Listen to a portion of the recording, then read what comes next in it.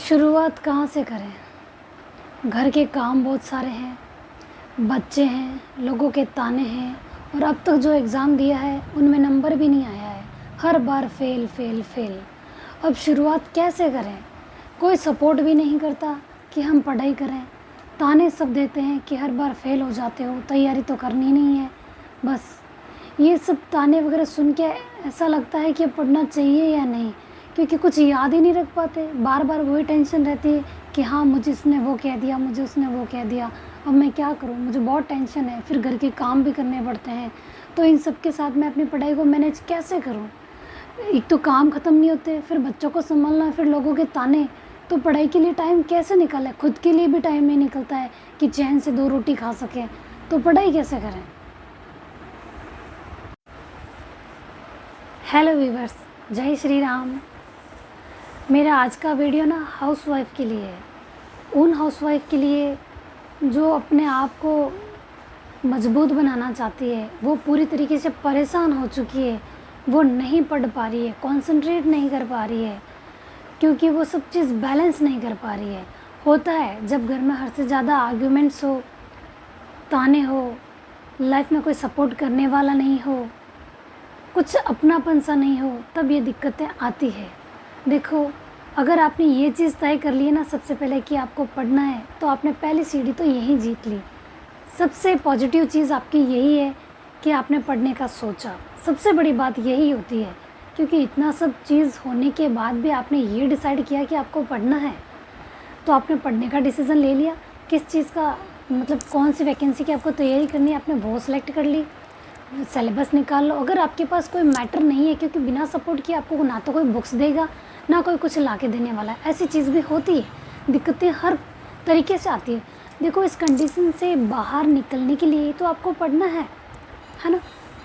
तो देखो, आप अगर कोई कोर्स परचेज़ नहीं कर पा रहे हैं, तो यूट्यूब सफिशिएंट है। ऐसा नहीं है कि आपको वहाँ मैटर कम मिलेगा या अच्छा नहीं मिलेगा, अच्छा मैटर ही मिलेगा, ज़रूर मिलेगा। आप बस कोशिश करो, अच्छा मैटर ढूंढने की यूट्यूब से ही मिल जाएगा।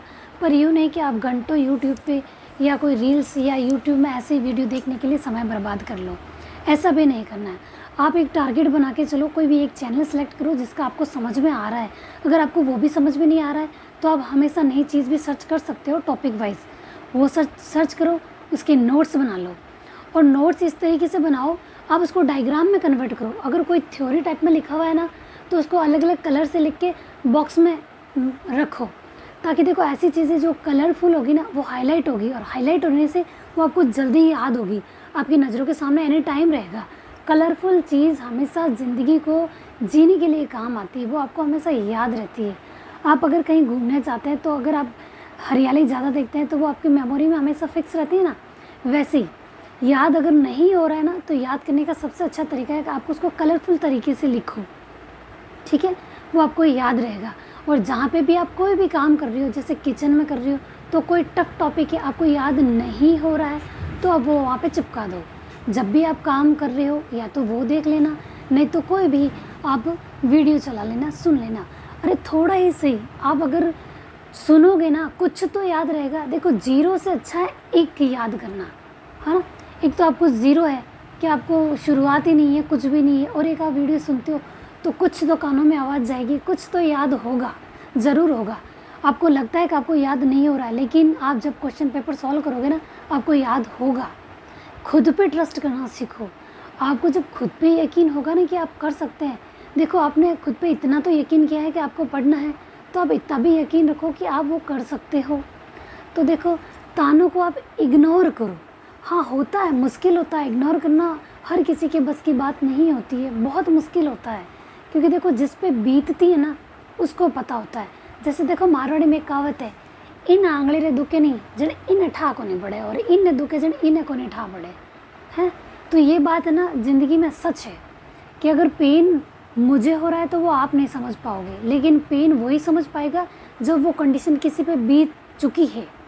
अगर मुझ पे बीत चुकी होगी तो मैं आपकी चीज़ समझ पाऊँगी। ये चीज़ सच है। जब तक बीतती नहीं है ना, इंसान समझ नहीं पाता। और जब इंसान के साथ वैसा होता है ना, वही ज़ुबान से निकलता है, क्योंकि वो इतना हर्ट हो चुका होता है, उसको बहुत तकलीफ़ होती है। और सबसे बड़ी बात, जब कोई सपोर्ट नहीं करता ना, बहुत लोनली फील होता है कि जैसे कोई नहीं है सपोर्ट करने वाला, शुरुआत कहाँ से करें। कोई ये कहने वाला भी नहीं है कि चिंता मत करो, तुम पढ़ाई करो, मैं हूँ ना, ऐसा कहने वाला कोई नहीं है। अगर आपको ऐसा कोई है कहने वाला कोई नहीं है ना, तो आप टेंशन मत लो, मैं आपको सपोर्ट करती हूँ। हाँ देखो, ऑनलाइन ही सही, यूट्यूब के थ्रू ही सही, लेकिन मैं सपोर्ट करती हूँ। मैं हर उस लेडीज़ को सपोर्ट करती हूँ, मैं हर उस लेडीज़ के फेवर में हूँ जो सच में कुछ करना चाहती है अपने लिए। अगर वो आगे बढ़ती है तो मैं हमेशा उसके सपोर्ट में हूँ। कुछ याद नहीं आए तो मेरी बातें ही याद रख लेना, आपको ज़रूर मोटिवेशन मिलेगा। कोई नहीं तो कम से कम मैं आपको बोलूँगी, आप चिंता मत करो, मैं हूँ ना। बस देखो, ऐसा कोई बोल देना यही काफ़ी है, इससे मोटिवेशन मिलता है। याद नहीं हो रहा है तो आप उसको कलरफुल तरीके से रखो। कोई आपको सपोर्ट नहीं कर रहा है तो वो आप सपोर्ट मुझे मान लो कि मैं आपको सपोर्ट कर रही हूँ, ठीक है। जब भी आपका मन दुखी जैसा फील हो तो आप मुझे ही याद कर लीजिए कि हाँ, लगेगा कि वो मुझे बोल रही है कि मैं हूँ ना, तो आप चिंता मत करो।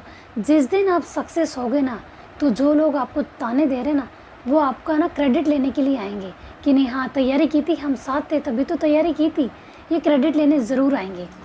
आप बस शुरुआत करो। देखो, ज़िंदगी में जब आप शुरुआत करने की कोशिश करते हो ना, तब बहुत मुश्किलें आती है। सपोर्ट तो दूर की बात है, मतलब आपको टाइम भी नहीं दिया जाएगा, बार बार आपको नए नए काम बता दिए जाएंगे। जैसे आप पढ़ने बैठोगे आपको कोई काम बता दिया जाएगा। जो आपको सपोर्ट नहीं करेंगे और वो नहीं चाहते कि आप पढ़ाई करें, वो आपको कोई ना कोई आपके बीच में टांग ज़रूर अड़ाएंगे। लेकिन आपको इसके लिए क्या करना है पता है?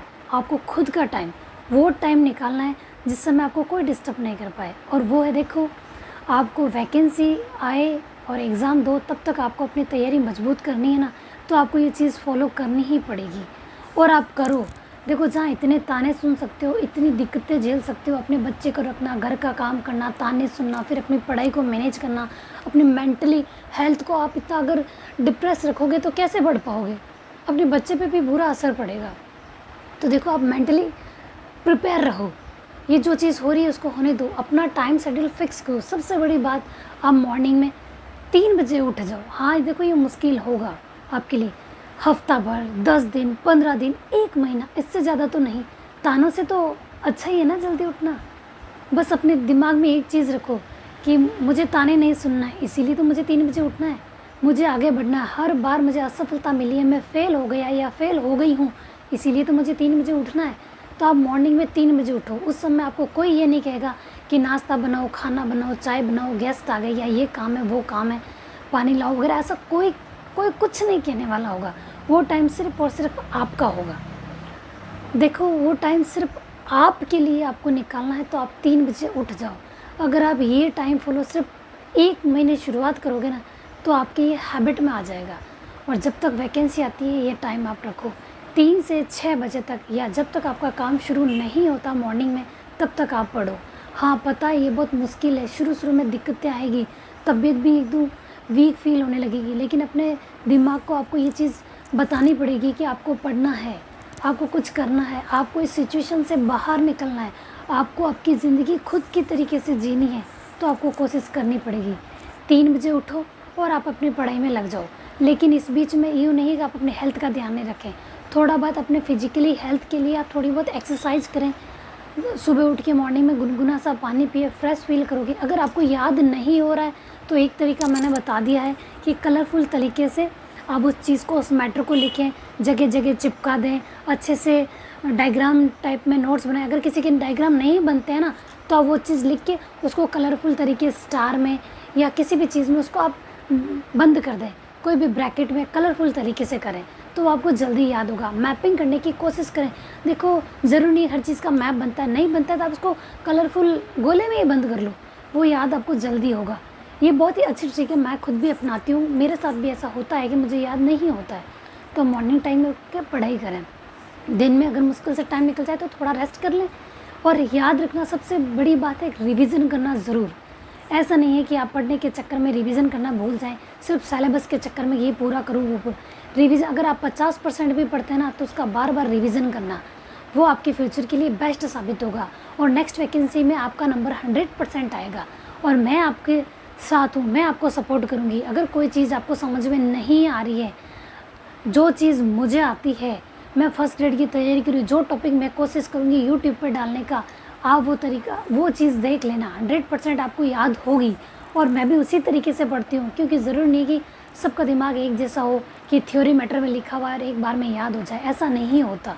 सबके साथ अलग अलग सिचुएशन होती है, मेरे साथ भी होती है, मैं भी ऐसा ही करती हूँ।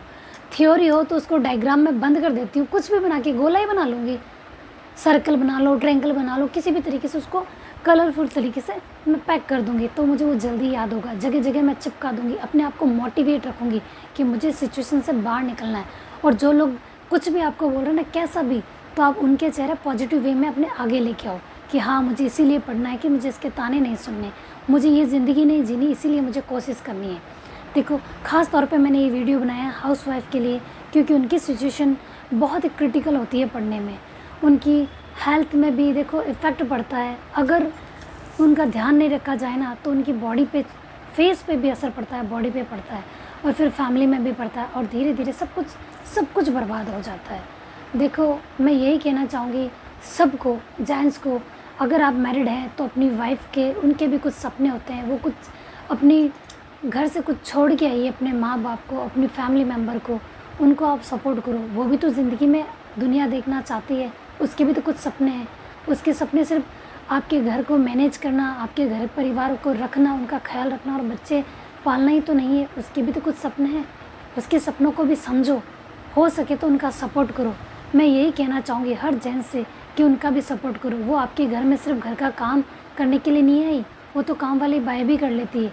उनकी भी सोच के देखो, काम वाली बाई भी वो आसानी से नहीं बनी होगी, उनके घर में भी सिचुएशन ऐसी रही होगी। तो मैं यही कहना चाहूँगी, आप उनको सपोर्ट करो। बिना सपोर्ट के ऐसा नहीं है कि कोई आगे नहीं बढ़ सकता, आगे बढ़ तो जाएंगे, लेकिन उनके हाउसवाइफ के दिमाग में फिर ये इमेज बन जाएगी कि हाँ, मुझे सपोर्ट कोई नहीं कर रहा है। आगे तो वो बढ़ जाएगी, लेकिन आपकी इमेज उनके मन में एक बैड सी बन जाएगी, वो आपको फिर कभी समझेगी नहीं, क्योंकि सिचुएशन चाहे कुछ भी हो, वो आपकी ज़रूर काम आएगी। आप भी उनकी हेल्प करें और सपोर्ट करें। और मैं हर हाउसवाइफ को कहूँगी कि मैं आपके साथ हूँ, आप बस तैयारी की शुरुआत करो। ये आपकी ज़िंदगी है, कोशिश आपको करनी है। मैं 100 दिन की रणनीति लेके आऊँगी, वो भी आपके लिए बेस्ट साबित होगी कि किस तरीके से पढ़ना चाहिए। मैं नोट्स बनाने का तरीका भी बता दूँगी और पढ़ने का तरीका भी। सबसे पहले आप अपने आप को मेरी रणनीति लाने से पहले 3 बजे उठना शुरू कर दें। अपने आप की बॉडी को हैबिचुअल कर दें 3 बजे उठने का, क्योंकि पूरे दिन में आपको टाइम नहीं मिलेगा। बस आप कम सो लोगे 1 साल तो कुछ नहीं होगा। बॉडी अपने अनुसार चलनी चाहिए, अपन बॉडी के अनुसार नहीं। बॉडी की डिमांड होती है आराम की, लेकिन वो अपने अनुसार उसको ढाल लो कि हाँ, थोड़े थोड़े स्लॉट में आप पढ़ाई शुरू करो और उसको रेस्ट दो एक प्रॉपर तरीके से, लेकिन आप आगे बढ़ो। ठीक है, आज मैं यही कहना चाहूँगी। अगर फिर भी आपका कोई भी सवाल हो, मुझे ऐसा कुछ कमेंट में देखती हूँ तो मुझे बुरा फील होता है, क्योंकि देखो, जो चीज़ देख चुके होते हैं ना, उस चीज़ को वो आराम से समझ पाते हैं। ठीक है, तो कोई भी बात हो, कुछ भी कमेंट हो, आपका कोई भी सवाल हो, आप मेरे को कमेंट ज़रूर करें। ठीक है, थैंक यू। जय श्री राम।